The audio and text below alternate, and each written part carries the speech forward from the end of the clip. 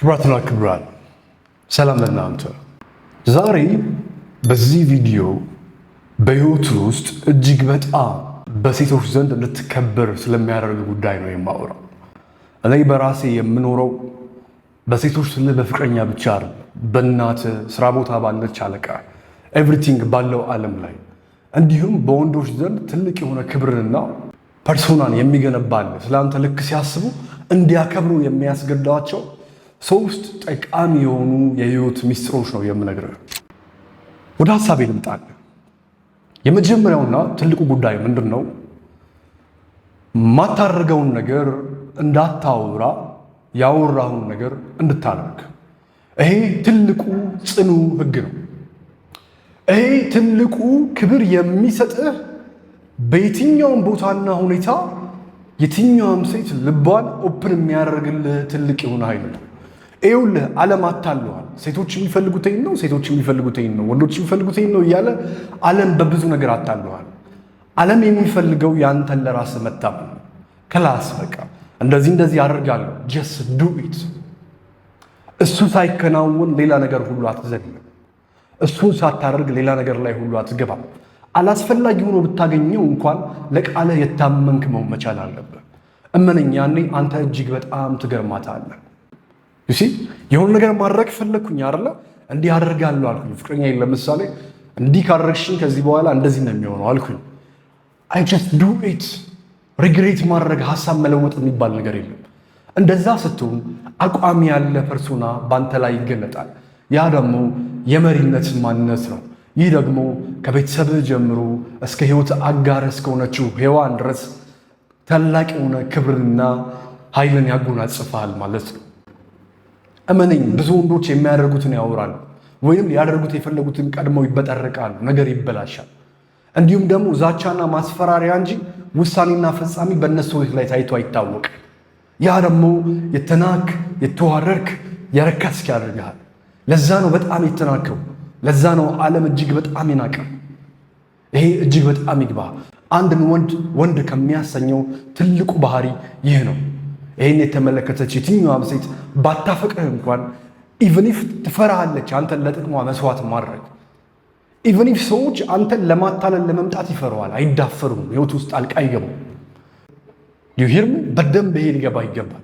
ሁለተኛው ትልቁ ጉዳይ ደግሞ ምን አለ መሰለ? ትልቁ ማለት ነው በምንም አይነት ተአምር ፍጹም በሆነ እውርነት ለፍቅር ራስን አሳልፈ እንዳሰጥ። በምንም አይነት መንገድ ሚዛናዊ ባልሆነ መልኩ ራስን ለፍቅር እንዳሰጥ። ስኬታማ መሆን ከፈለክ ማለት ነው ኦሬዲ ከስኬታማ ቤተሰብ ከተገኘ ኦሬዲ ስኬታማ ከሆንክ ወይንም ደግሞ በጣም ተራ ሰው ሆነ መኖር የምትፈልግ ከሆነ ኒሂሊስት ከሆንክ ወይንም ዓለም ትርጉም የላትም፣ ህይወት ትርጉም የላትም፣ ለምንድነው የተፈጠርነው፣ ለምንድነው የምንኖረው የሚለውን ገና ጥያቄዎች ያልመለስክ ልጅ ከሆንክ ችግር የለውም። አፍቅር ምናምን፣ በዛ ውስጥ እረፍት ታገኛለህ፣ ትመሰጣለህ። ሱስ በለው፣ ፍቅርም ራሱን የቻለ ሱስ ነው። ሰዎች ሱሰኛ የሚሆኑት በዛ ውስጥ እረፍት ስላላቸው ስትረስ ሪሊዝ ያደርጋሉ። ችግር የለውም፣ ኖርማል ነው።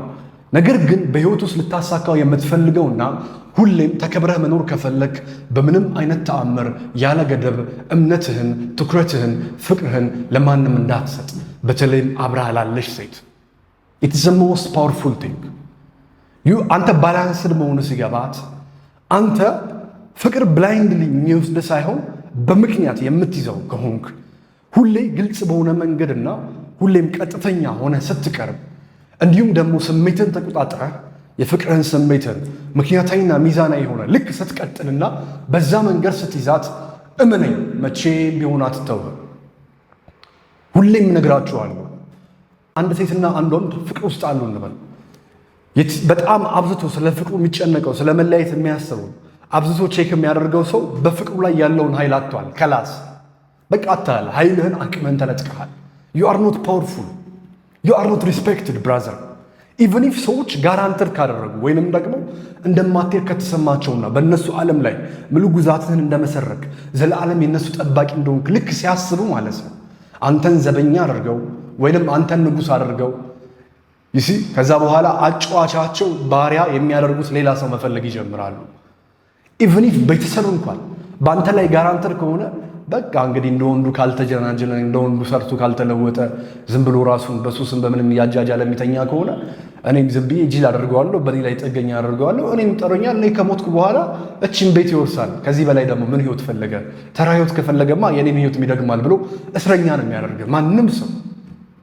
you must respect yourself ሪዝነብል መሆን መቻል አለበት። ወንድ እንደዛ ነው። ዝም ብሎ አይፈስም። ፍቅር ብላይንድሊ አይነዳው አይመራው። ዘ አልኬሚስት መጽሐፍ አንብበሃል? ከዚህ በፊት አንብቤ ነበረ፣ ሪቪው ሰርቼልህ ነበር፣ ድጋሚ ደግመዋለሁ። ህልሙን የተከተለ ሰው ነበረ ለረጅም ዓመታት፣ ለ3 ዓመታት ህልሙን ያሳደደ። ከዛ ከ3ኛው ዓመት በኋላ ወደ ህልሙ የሚወስደውን መንገድ አገኘ። ኢቭን ህልሙን በማሳረር ነው 3ኛው ዓመት። ከዛ አንዲት ፋጡማ የምትባል ሴት ወደደ። ለህይወቱ ለመጀመሪያ ጊዜ ፍቅር ምን እንደሆነ አወቀ። ወላወለ፣ ሐሳቡ ተምታታ። እሷን ትቼ አልሄድም አለ። ከሚመጣው ሀብት በላይ ፋጡማ ለኔ ትበልጥብኛለች፣ ይህች ታላቅ ሴት ናት አለ። ነገር ግን ፋጡማ ዋይዝ ሴት ነበረችና ያጋጠመችው ህልምን ተከተል፣ እኔ የትም አልሄድም፣ ከበረሃው ንፋስ ጋር ያንተን ድምፆችና ያንተን ህይወት ንፋሱ እንዲያስረዳኝ ፈጣሪን እለምነዋለሁ፣ በጸሎቴ አምላኬን አመሰግነዋለሁ፣ ስታሳካ ናልኝ አለችና ፑሽ አደረገችው። ለምን? ሳክሪፋይሱን ስለነገራት፣ ግልጽ ስለነበረ። ወይንም መጀመሪያ ላይ የነገርኩ ጉዳይ አለ አይደለ? መጀመሪያ ላይ የነገርኩን ጉዳይ ያሟላ ነበረ።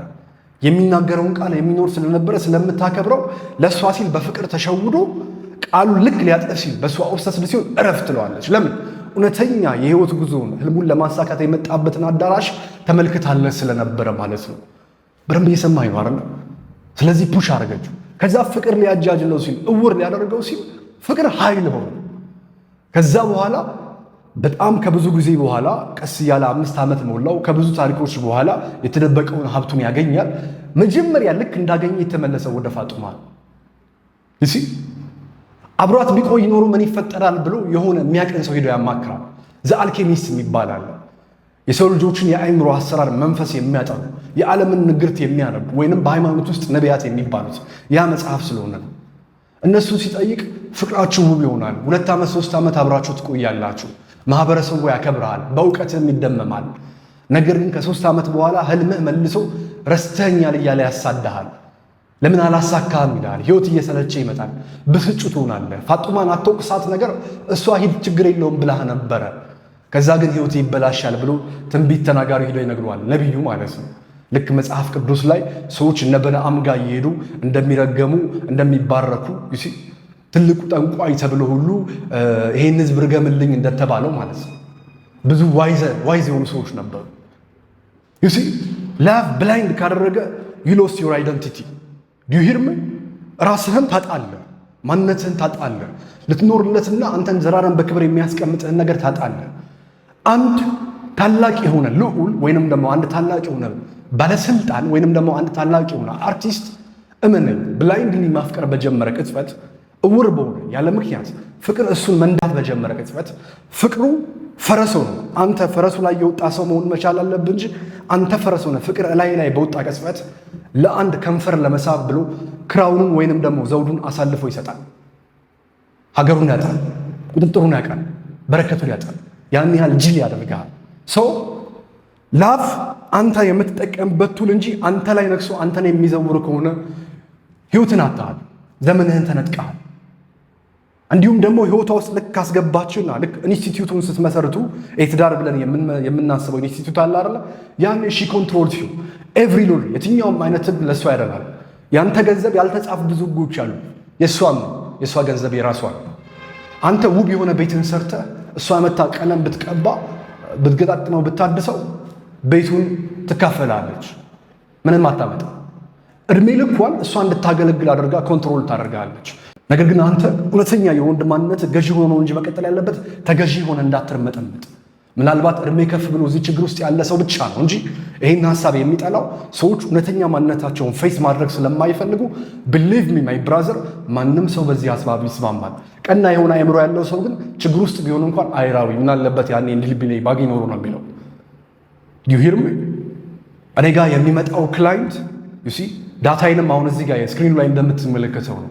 የሚያዳምጠኝም ከ25 ዓመት እስከ 45 ዓመት ከ45 ዓመት እስከ 60 ዓመት ያለ ህዝብ ነው። ያን ያህል ነው የተጠቀሙ ያሉት። ክላይንት መጥቶ በደስታ ነው የሚሸኘው። ይሄ የማወራው ነገር በደንብ ስለሚገባው ቁማር ስለተበላ እድሜው እንዲህ የሚነግረው ስላልነበረ ከልቤ ነው የምነግርህ አንበሳዬ። ብላይንድሊ ለምንም ነገር ራስ እንዳሰጥ የፍቅር ጉዳይም ብቻ ነው ሁሉም ላይ ብያለሁ። ስለዛ በሰፊው ሌላ ጊዜ እመጣለሁ። ኢቭን የልብህን ሁሉ ሙሉ ለሙሉ አይነገርም። ዮሴፍ ወንድሞቼ ናቸው ብሎ በፍቅር ያየውን ህልም ሲነግራቸው አስቡት። ወንድሞቼ ለእኔ ሲሰግዱልኝ አየው ሲላቸው ወዲያው እሱን ስለማጥፋት ነው የተማከሩት። የልብ ሁሉ ሙሉ በሙሉ እውር በሆነ መንገድ አይሰጥም አይደለም ፍቅር። ስለዚህ ምንም ነገር በአንተ ቁጥጥር ስር እንጂ አንተን መቆጣጠር ከጀመረ ጠፍተሃል። ሱስም በተመሳሳይ እንደዛው። ሱስም አንተ ልትቆጣጠረው ነው የሚገባው። እሱ አንተን መቆጣጠር ከጀመረ ጥገኛ ነው። ዩአንደርስታንድ ኤቭሪቲንግ በዚህ መንገድ ነው መቻል አለበት። ሶስተኛውና የመጨረሻው ትልቁ ጉዳይ ኦንሊ ፎከስ ማድረግ ያለብህ ያንተን ዓላማና ህልም የሚደግፍ ነገር ላይ ብቻ ነው። ፓሽኔትድ መሆን መቻል አለብህ አንድ ነገር። I was passionate on my work brother for the last 5 years። ገንዘብ ለማግኘት ብዬ አይደለም የፕሮዳክሽን ዕቃ ያሟላሁት። ቪዲዮ ስቀርጽ የነበረው ስናገር የነበረው አይገርምህም? ከልቤ በፍቅር ነበር። ለዛ ነው የቆየሁት ማንነቴ ሳይንታታ። ገና ቆያለሁ ዘለዓለም ራሴን ለዚህ ነገር ሰጥቻለሁ። ያኔ ዓለም በሙሉ ያንን ነገር እንድታሳካ ያግዝሃል። ያላሳፈርከው አምላክህ ማለት ነው።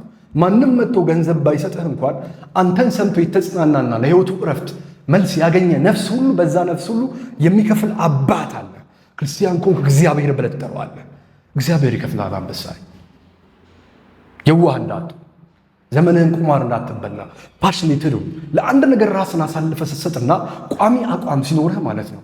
ኢቭን ፍቅረኛ አንተ ሳትነካ ሳትስማት አንተን ስታስብ ነው ሆት የምትሆን ቁም ነገር የምትረጣጥነው። መጽሐፍ ቅዱስ ታሪኮች ላይ ተመልከት፣ ብዙ ነገሮች ላይ ተመልከት።